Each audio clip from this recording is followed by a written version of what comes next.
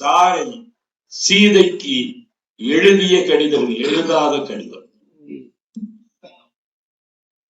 புதிகை மறை காட்டுக்குள், பொருணை நதி வீட்டுக்குள், எதுகைகளின் கூட்டுக்குள் இமை திறந்து எழுந்தவளே, நதி வைகை நாட்டுக்குள், நடம்புரிந்த ஏட்டுக்குள், மதிப்புதவர் பாட்டுக்குள், மதுரையிலே வளர்ந்தவளே, பொறியாளும் நேரத்தில் புரளாத மகிழ்வெல்லாம், நான் பொறியாளும் நேரத்தில் புரளாத மகிழ்வெல்லாம் தன் வரியாளும் நேரத்தில் வரமாக தந்தவளே, கவியாளும் என் ஆசை கடலாக விரிந்தோடி செறியாள புவியாள சென்னாவில் வந்தவளே, தலைமகனாய் வள்ளுவனை நிலைமகனாய் பாரதியை, தலைமகனாய் வள்ளுவனை நிலைமகனாய் பாரதியை, கரைமகனாய் கண்ணதாசன் வாலியையும் கண்விழிக்க வைத்தவளே, உன் பிழை மகனாய் கூட என்னை பேச வைத்தால் ஆகாதா? அரைமகனாய் உன் நாவில் என் ஆயுளெல்லாம் போகாதா? வளர்ப்பு மகன் அல்ல நான் உந்தன் வார்ப்பு மகன் என காட்டு, சிவப்பள்ளும் என் நாவில் செந்தவிழை நீ ஊட்டு, அலை வணங்கி தரை கடலின் அடிதொட்டு மனிதற்போர் தலை வணங்கி நான் உன்னை தமிழ்த்தாயே வணங்குகிறேன். கம்பநாடனே, எங்கள் கவிதை சக்கரவர்த்தியே, ஆவி உருவத்தில் அரங்கத்தில் இருப்பவனே, ஆவி உருவத்தில் அரங்கத்தில் இருப்பவனே, பாவி நானும் கவிஞர் என்று நம்பி பாட அழைத்துள்ளார் என்னை. தேவி சீதை போல் தீக்குளித்தா நான் நிரூபிக்க முடியும்? பாவி நானும் கவிஞர் என்று நம்பி பாட அழைத்துள்ளார் என்னை. தேவி சீதை போல் தீக்குளித்தா நான் நிரூபிக்க முடியும்? பா குடித்துத்தானே பாராட்டை பெற முடியும். அதனால் தாவி வந்து என் நாவில் அமர்ந்து தூவி விடு வார்த்தைகளை, அதை கூவி விடுகிறேன் நான். பிறகு இங்கிருந்து நிறைவோடு ஏறி விடுவார் என்னை, நானும் சேர்ந்து விடுவேன் சென்னை. வா, நான் வாசித்து விட்டு போகும் வரை வந்து என் நாவில் வசித்து விட்டு போ. வா, நான் வாசித்து விட்டு போகும் வரை வந்து என் நாவில் வசித்து விட்டு போ. வா, இந்த கடிகார பொழுது வரவேற்கிறேன் உன்னை கண்ணீரால் அழுது, வணங்குகிறேன் கம்பா கைகளால் தொழுது. அரங்கின் தலைவனே, என்னை ஆளாக்கிய கவிஞனே, நாட்டிலேயே நீ நம்பிக்கைக்குரிய தலைமை, நாட்டிலேயே நீ நம்பிக்கைக்குரிய தலைமை, தன் தலையை வாருவதையே தவிர்த்து விட்டவர். பிறகு எப்படி அடுத்தவர் கால்களை வாருவார்? அரங்கத்தினரே, இதுதான் வாருறதுங்கிறது. அரங்கத்தினரே, ஓர் அதிசயத்தை பார்த்தீர்களா? கவியரங்குகளில் எல்லோரையும் போல் கவிதைகளை தன் கைகளில் வைத்துக் கொண்டு பாடுவதில்லை நம் காதர் ஐயா. காரணம் தெரியுமா? ஐயா அப்துல் காதரை தமிழ் கவிதையே தன் கைகளில் வைத்திருக்கிறதே. ஒன்று மட்டும் உறுதி, கதர் இருந்தால்தான் அது காந்திய ஆடை, காதல் இருந்தால்தான் அது கவியரங்க மேடை. எனக்கு ஒரு ஆசை, அடுத்த பிறவி என்று ஒன்று அமையுமெனில் மீண்டும் என் நெல்லை ஜில்லாவில் ஓர் ஆளாய் பிறக்க வேண்டும், இல்லையெனில் உன் வெள்ளை குல்லாவில் ஒரு நூலாய் இருக்க வேண்டும்.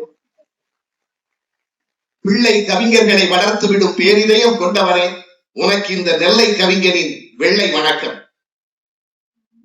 அரங்கத்தில் வீட்டிருக்கும் ஆண்டோரே, என் கவிதைக்கு தட்டுவதற்காகவே கைகளோடு வந்திருப்பவர்களே, என் கவிதைக்கு தட்டுவதற்காகவே கைகளோடு வந்திருப்பவர்களே, அழுக்காமல் நான் அனுப்பி வைக்கிற கவிதை அருகிலே வரும்பொழுதெல்லாம் மறுக்காமல் கைதாகுமாறு தங்கள் மனசுக்கு சொன்னவர்களே, எங்கே உங்கள் பாதங்களை கொஞ்சம் பாருங்கள், வந்து சேர்ந்திருக்கும் என் வணக்கம். இதுதான் நெல்லை குசும்புங்கிறது. இதுதான். நீங்க எல்லாம் உங்க பாதங்களை பார்க்கணுமா? அவரு வணக்கம் வந்து அவர் போட்டது ஒரு வணக்கம், இத்தனை பேரையும் வணங்க வைத்தது உன் வணக்கம். பாம்பின்கால் பாம்பர்கள். தாரை சீதைக்கு எழுதிய கடிதம். அரங்கத்தினரே, பேரை தாரையின் கடிதத்தை பிரிப்பதற்கு முன்பாக கடிதம் என்பதை பற்றி கவிஞன் சில சொல்ல வேண்டும். ஏனென்றால் இன்றைய தலைமுறை இன்னன் லெட்டரையே பார்க்கவில்லை. எங்களுக்குத்தான் தெரியும், காதலியின் கடிதங்களுக்காக காத்திருந்த காதலையாவின் இளமை காலத்தில், காதலியின் கடிதங்களுக்காக காத்திருந்த காதலையாவின் இளமை காலத்தில் தாய்மாமனை விடவும் தபால்காரருக்கு மதிப்பதிகம். எங்கள் திருநெல்வேலி கிராமம் ஒன்றில் நடந்ததை கேட்டால் நடுங்கி விடுவீர்கள்.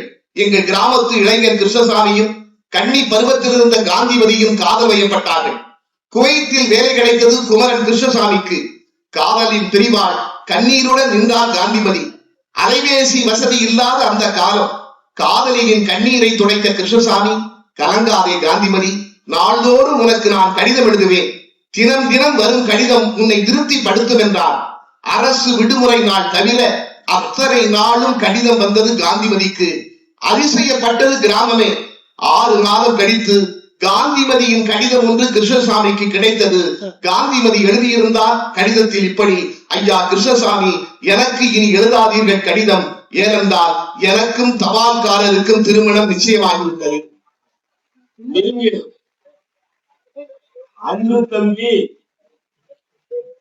அன்பு தம்பி, நீங்கள் 6 மாசம் என்று குறிப்பிட்டது எதனை என்றுதான் இப்பொழுது நாங்கள் ஐயப்பட்டுக் கொள்கிறோம்.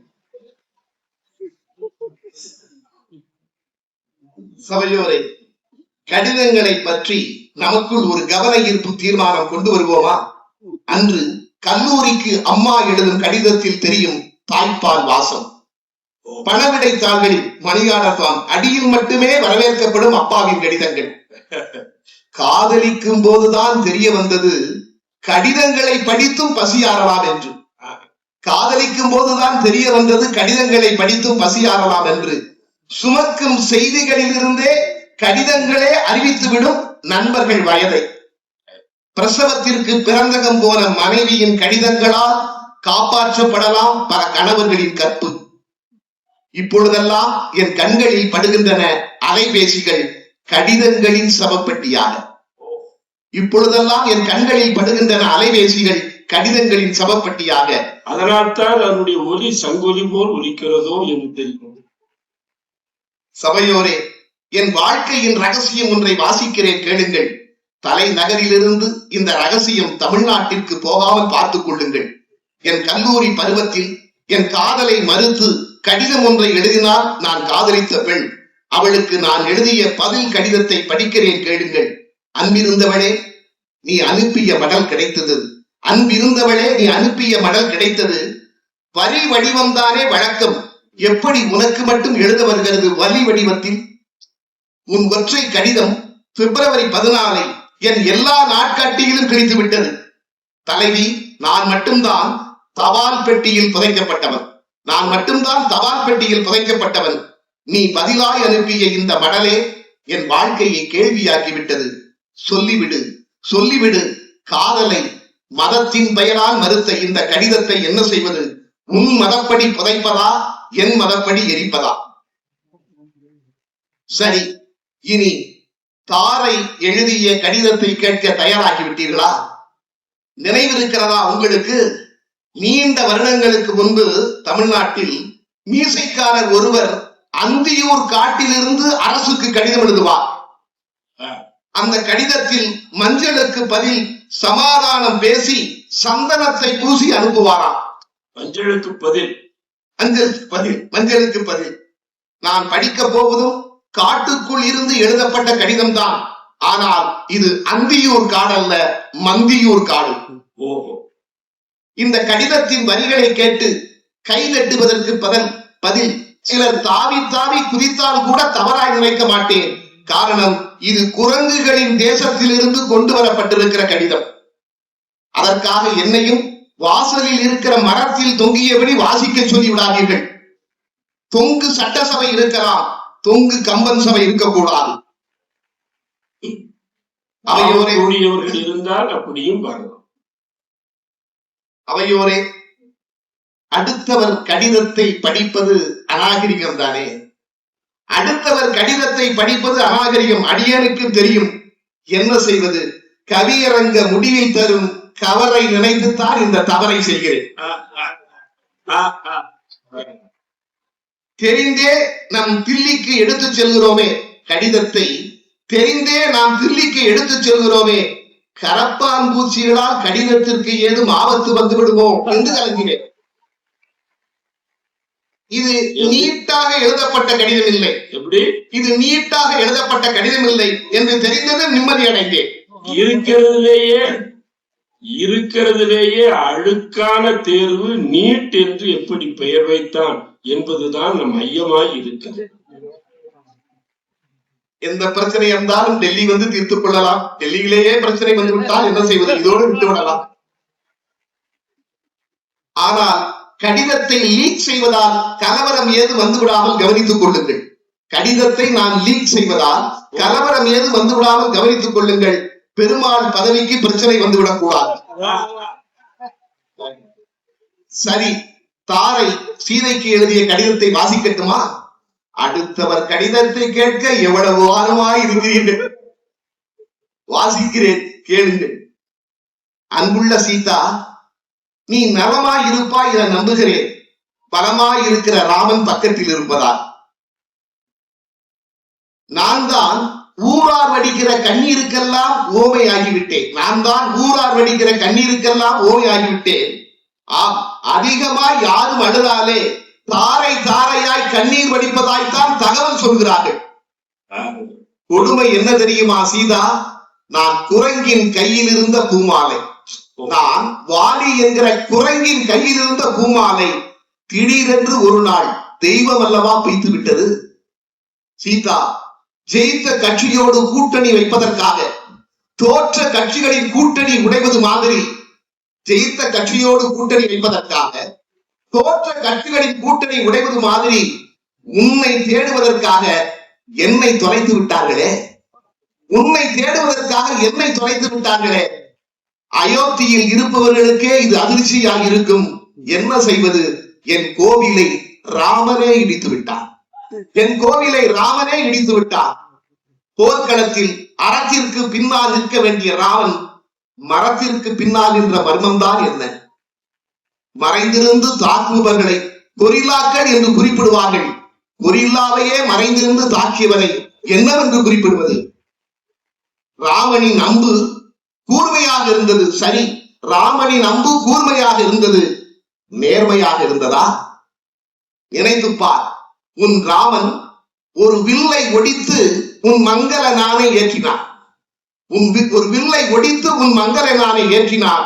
ஒரு வில்லை ஒழித்து என் மங்கள நாணை இறக்கினார். சீதா, என் தளபதி தீய சக்தி என்று குற்றம் சொல்கிற உன் தளபதி, என் தளபதி சீதா, என் தளபதி தீய சக்தி என்று குற்றம் சொல்கிற உன் தளபதி ராமன் மட்டும் தூய சக்தியா? ஆட்சியில் நீங்கள் எதையே நினைத்துக் கொண்டு கை தட்டுகிறீங்க. நான் பொறுப்பேன். தூய சக்தி தீய சக்தி என்று தமிழ்நாட்டில் இருந்து வந்து நீங்கள் பேசுவது, அது டெல்லிக்கு வந்து பேசுவது பெருமாள் சக்தியை நம்பித்தான். அது இல்லை. ஆனால் நடப்பது தூய சக்தியோ தீய சக்தியோ இல்லை, லாய சக்தி அதிகமாகிவிட்ட காரணத்தால் குதிரை பேரம் நடக்கும். சீதா, என் தளபதி தீய சக்தி என்று குற்றம் சொல்கிற உன் தளபதி ராமன் மட்டும் தூய சக்தியா? ஆட்சியில் இருக்கும் வரை அனுபவித்து விட்டு சோதனை வரும்போது ஜெயிக்கும் கட்சியில் சேர்ந்து விட வேண்டும் என்ற விவரத்தை எல்லோருக்கும் கற்றுக் கொடுத்த விபீடனை தன்னோடு சேர்த்துக் கொள்வது தர்மமா? குதிரை பேரம் கேள்விப்பட்டிருக்கிறேன். என்ன குதிரை பேரம் கேள்விப்பட்டிருக்கிறேன் சீதா, குதிரை பேரம் கேள்விப்பட்டிருக்கிறேன். ராமனை தன் கட்சியில் சேர்ப்பதற்காக கொழுந்தன் சுக்ரீவன் செய்திருப்பது குரங்கு பேரம் அல்லவா? ஒன்று சொல்கிறேன் உன்னிடம், வானரங்களையும் விபீடன்களையும் வாழ்க்கையில் பின்பற்ற நினைத்து தாய் கட்சியிலிருந்து தாவி தாவி போவது தமிழ்நாட்டில் நடக்க போவது பார் சீதா. வாலி செய்தது மட்டும் நியாயமா என்று நீ வாதிடலாம் சீதா. என் வாலி செய்தது மட்டும் நியாயமா என்று நீ வாதிடலாம். தம்பியின் மனைவியை தாரமாக்குவதா என்று நீ கேட்டிடலாம். என்ன செய்வது சீதா? கண்களுக்கு தெரியாமல் கொதிக்கிற காமத்துப்பாலில் ஆண்களின் மூளை அல்லவா ஆவியாகி விடுகிறது. எதிரியிடம் தோற்பவருக்கு எல்லைப்புறத்தில் தான் ஆபத்து. எதிரியிடம் தோற்பவனுக்கு எல்லைப்புறத்தில் தான் ஆபத்து. ஆனால் தன்னிடம் தோற்பவனுக்கு அந்த புறமே ஆபத்து. எல்லைப்புறத்திலாயும் பதுங்கு குழிகள், ஆனால் அந்த புறத்திலோ புதைகுழிகள். இப்படி அகப்பட்டுக் கொள்கிற ஆண்களின் பட்டியல் நீளமானது. அதற்குள் தான் வாலி, தசரதன் போன்றோரும் வந்து சேர்கிறார்கள். என்ன செய்வது சீதா? ஒவ்வொருவருக்கும் ஒரு ரசனை இருக்கிறது. அரசியலில் சிலருக்கு அமித்ஷா பிடிக்கிறது, இனிப்பில் சிலருக்கு பாதுஷா பிடிக்கிறது, எங்க வர்றீங்கன்னு தெரியுது. வசனத்தில் சிலருக்கு ரிக்ஷா பிடிக்கிறது, சிலருக்கு இந்த திரிஷா பிடிக்கிறது. இந்த திரிஷா அமித்ஷா, பாதுஷா, ரிக்ஷா என்னும் திரிஷா பிடிக்கிறது. ஒவ்வொருவருக்கும் ஒரு ரசனை இருக்கிறது. உன் சோகத்தையும் உணர்ந்தவள் நான் சீதா, உன் சோகத்தையும் உணர்ந்தவள் நான். மானுக்குத்தான் வரை விரிப்பார்கள், ஆனால் அந்த மானையே வரையாய் விரித்தது உனக்குத்தான். அது என்னவோ தெரியவில்லை, நெருப்பிற்கும் உனக்கும் நெருக்கம் இருக்கிறது. மாமியார் கைகேயி நீர் பூத்த நெருப்பு, கூனி எரிகிற நெருப்பில் எண்ணெய், தசரதன் காற்றிலாடும் தீபம், ராமன் இருதலை கொள்ளி எறும்பு, நீயோ அனலிடை மெழுகு. இப்படி நெருப்பிற்கும் உனக்கும் நெருக்கம் இருக்கிறது. போகட்டும் சீதா, எங்கிருந்தாலும் வாழ்க. நீ மனதில் ஒன்றை நினைத்து மகிழ்ச்சியாயிரு. சண்டையிட்டு மனைவியை பிரிகிற சாதாரண கணவர்களுக்கு மத்தியில், சண்டையிட்டு மனைவியை பிரிகிற சாதாரண கணவர்களுக்கு மத்தியில் மனைவிக்காகவே சண்டையிட்டவன் ராமன் ஒரு தெய்வீக கணவன்.